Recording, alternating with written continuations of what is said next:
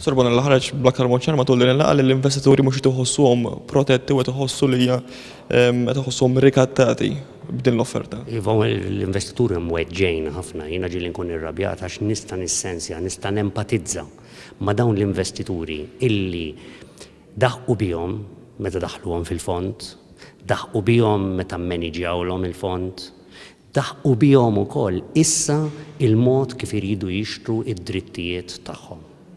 U il-protezzjoni illi l-investitur suppost isib fl-Unjoni Ewropea u fil-fatt isib prattikament f'kull pajjiż ieħor tal-Unjoni Ewropea hawn Malta m'hawnx protezzjoni effettiva. Aħna l-individwu li dawn il-ħafna investituri, ħafna minnhom bi 18 u 20,000 investiment li kellhom, li jieħdu azzjoni legali huma hija diffiċli wisq għalihom. Waħda maħabba fl-età, għandek il-maġġor parti għandhom il-fuq minn 60 sena. It-tieni nett l-ispejjeż huma enormi. U l-MFSA tafu dan, u l-Gvern jafu dan, jaf illi l-individwu kontra ġgant ekonomiku bħalmu il-bank huwa inerm. U l-Gvern oġbu jgħid jien m'għandix naqsam, jien ma nidħolx fiha. U l-MFSA oġoba tgħid jien ma rridx nindaħal fil-kwalità tal-offerta.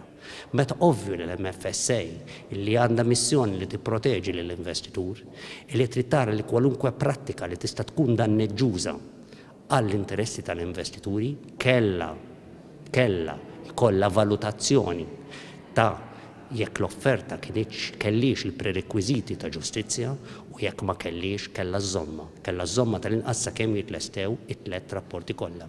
Jiena għalhekk jittispjaċini ħafna illi f'dan l-ewwel test serju għall-awtorità regolatorja hawn Malta it-test fallejnieh. Finalment, kemm intom disposti tibqgħu għaddejjin bil-kawża tagħkom anke jekk ikun hemm ammont sostanzjali li jaċċettaw l-offerta? Issa naraw fil-ġranet li ġejjin kemm investituri huma lesti illi jkomplu bil-kawża u jkunu lesti joħorġu l-ispejjeż u għandhom l-istamina fiżika, għandhom l-età disponibbli u għandhom l-istamina nervuża biex jkomplu dan u imbagħad niddeċiedu għax l-ispejjeż se jkunu jiddependu skont kemm ikun hemm klijenti. Jiena ħaġa żgur illi l-investituri m'għandhomx għalfejn iħossuhom umiljati jekk kemm il-darba jaċċettaw, umiljat għandu jħossu il-bank li tratta lill-klijenti b'dan il-mod, umiljat għandu jħossu minn kellu jagħmel ħafna iktar u m'għamilx.